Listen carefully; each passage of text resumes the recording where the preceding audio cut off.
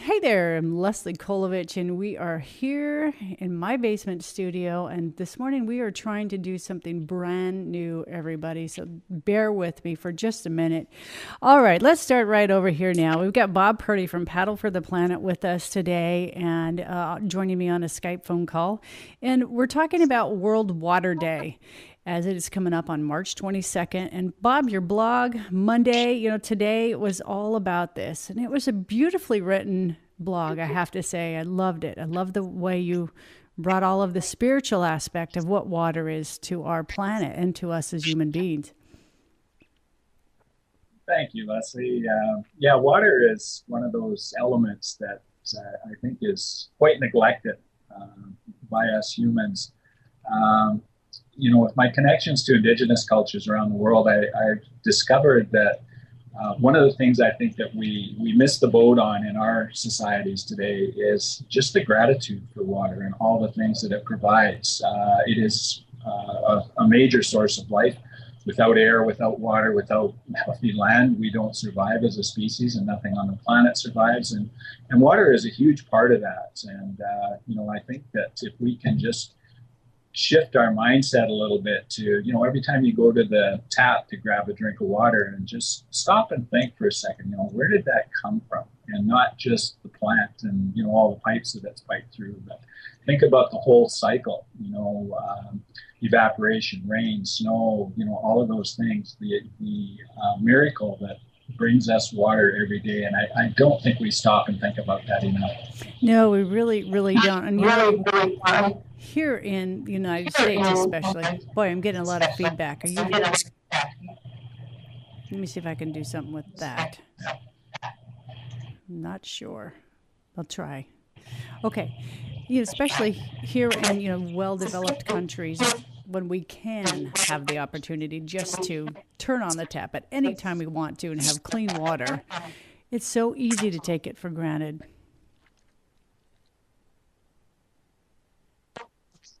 Absolutely. And, I was at a function a couple of days ago, and someone asked me the question, here in the Okanagan Valley where I live, what's the state of health of Okanagan Lake? And I've lived in this area for more than 50 years. And I can remember as a child, a lot of the shorelines, in our city of Kelowna were just teeming with plant life and fish and tadpoles and just all kinds of marine life. And today I paddle those same areas 50 years later, and they're virtually a desert. They're literally, you look at the bottom and it looks like the Sahara Desert. There's absolutely nothing there. The other day I saw my first fish that I've seen all winter. It's just not a good situation. And, for the average person, when you stand on the shore and look out, it's a beautiful blue thing, especially on a sunny day. But I don't think the main population really realizes, the trouble that our waterways are in. Yeah, you're absolutely right. And so that's what World Water Day is all about, is to help get people to stop and to really take notice and to look at the situation that our world's water is in. What is the planet is covered 75% water? Is that right? Yeah.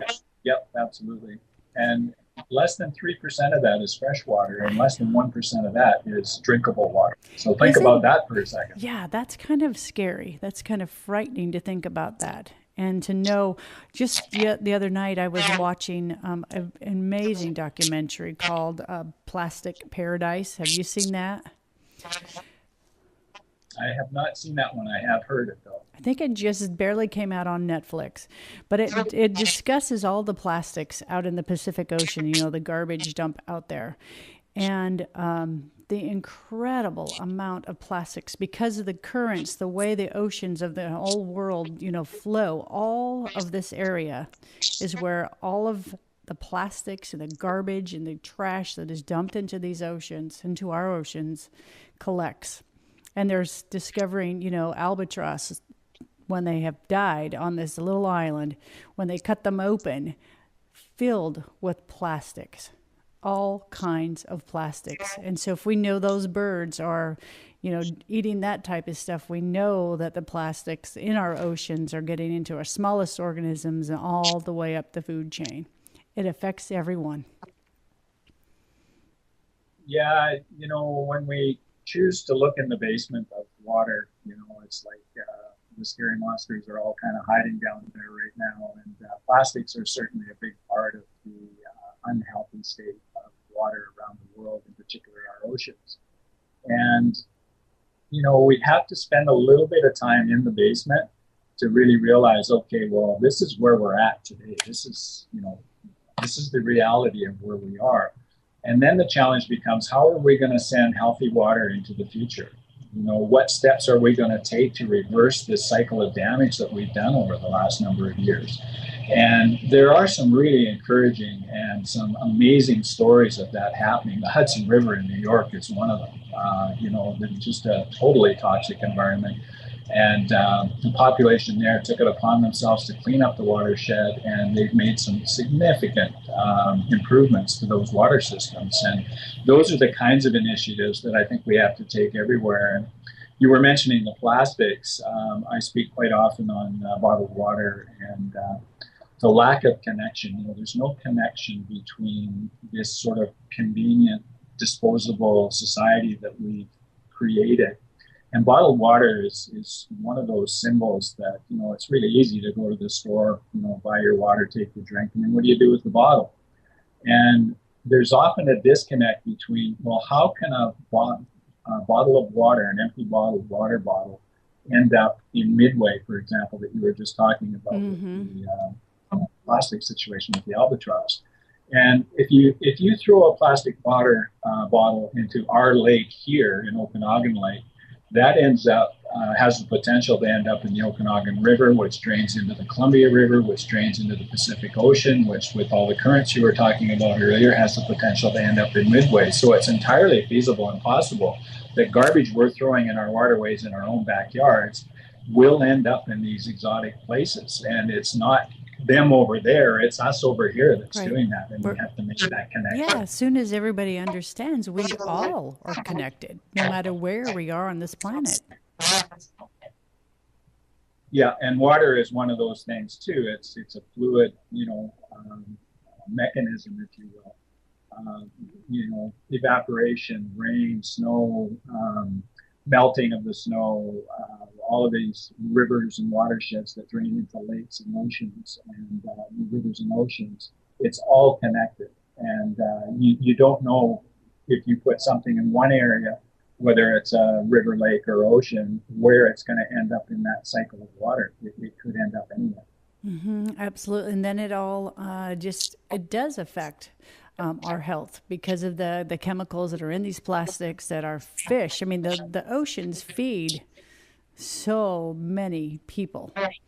And when these fish are contaminated from eating plastics, it affects us in the long run. So that's just one aspect. When we're talking about fresh drinking water, when there's only like 1%, you said, that's drinkable? Of the 3% of fresh water, and we let that run, and we let that run down our drains as we're brushing our teeth, or we let that run down, when we look at it like that, it's like, oh, that's like, okay, we've got to do something about this. Yeah. And it's up to each one of us individually. There's a tendency in our societies today, because we're all so busy, we're just trying to survive and get by, that we again lose that connection, and we as an individual can make a huge difference. And if you've got that mindset that water is this precious gift, it's a gift of life, and we need to take all the steps we possibly can to look after it, then you start thinking a little bit differently, and you don't take the half-hour shower, you don't leave your tap on at night and water your green lawn, and things like that. And in areas, California, Texas, some of these areas that are experiencing droughts, they don't have that luxury anymore, and we're all headed that way. We really have to protect the waters that we have and make sure they're healthy. Absolutely. Well, thank you again for that blog for today, Monday.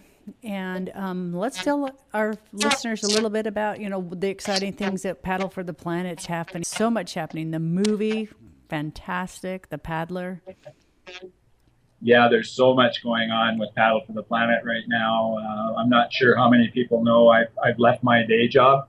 So Paddle for the Planet is now something I'm spending all of my time at. I just feel very strongly that these changes we've been talking about over the last few years are extremely important, and I'm feeling a sense of urgency that we really need to start turning a corner here. So that's the first thing. I'm going to be doing this full time, and that's led to an initiative to try and create some revenue sources. I still have a mortgage and have to put groceries on the table like everyone else. Yep. So we're creating some revenue streams, and there's some really exciting things happening in that department. One we're going to announce early this week. I've made a exclusive distribution deal for T-shirts for Paddle for the Planet, the Paddler movie, and a word I trademarked a couple of years ago. I think you have one of our hats actually called Outstanding. So that's going to come online through Suplovin and Tasty Gosling here in Kelowna in the next couple of days. I don't know if you can see the logo here, but there's one of the shirts right there. Nice, like it. Yeah. So that's one of the things. And one of the other things that I'm super excited about, I've been wanting to do a tour, world tour, for a number of years now. It is called Paddle for the Planet after all. And I've been missing a couple of pieces to get that to happen. And so we're looking for funding and sponsorship to try and get that going. And as far as the presentation of it, we have the movie, the Paddler movie was released in January. We've had an extremely good response to that movie. So we're hoping that, we can share that with as many people as possible in the near future. It definitely addresses some of the water issues we were just speaking to.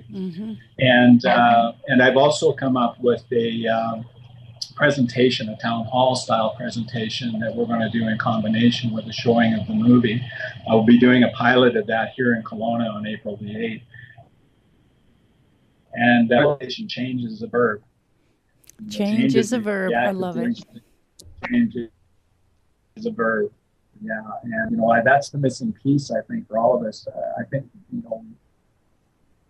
most of our societies are aware of the challenge we face on the planet today, but we're not doing much about it. So that's the missing piece of the puzzle. So I've learned quite a bit about change over the 4 years I've been doing the daily Paddle for the Planet, and I put a number of factoids together, if you will, in a presentation. So what we're going to do is we're going to book these. Hopefully, we'll go across Canada here in the next 6 months, and if we get a good response to that, we'll see if we can get a world tour to happen. And we're going to talk about change and some of the things that we can do, try and overcome this feeling of powerlessness and hopelessness that I see day after day, and try and get people to become empowered and realize that one person can really make a difference. So change as a verb is coming to a neighborhood near you soon. We're going to do 4 pilot projects, one here in Kelowna, one in Vancouver, one in Victoria, and one in Oliver, just south of us here. Sounds very good. Excited about that. Sounds very good. Change is a verb. Love it. Love it. Love it. Yep, it is. One person can make a difference. It's just the way we think in our daily lives. We just make some changes. It makes a big difference. And one of the things I've discovered with change over the years, you don't have to do the big things, just something as simple as smiling at a stranger, just trying something that you've never done before, or composting, or hanging up your lawn, whatever it is. It doesn't have to be a big thing. The cool thing about change is that, if you can change one or two things, that sets up an internal mechanism, and you start looking for more things to change. And as you change more things, your circle starts to see you changing, and then your circle goes, hey, I can do that. And away you go. You've got this ripple effect going all of a sudden. There you go. You know it. All right, Mr. Bob, thank you so much. Thank you very much, and we will chat again soon. Yes, we will, and we'll dial in this Skype thing and get some, make this work even better. Awesome. All right, I'll talk to you later. Thank you so much, Bob. Okay. Paddle on, soul brother. You bet. No worries. See ya. Yeah, you too. Boing. All right, everybody. Thank you so much for listening right here in the SUP radio show where we are standing up for the planet. Remember, whatever you do, live your life with purpose. Smile. Smile at someone. Make someone's day. And let's just be aware of how we're living on this planet and how it affects the big picture of the health of the planet and ultimately the health of everyone here. Have a great day. See ya.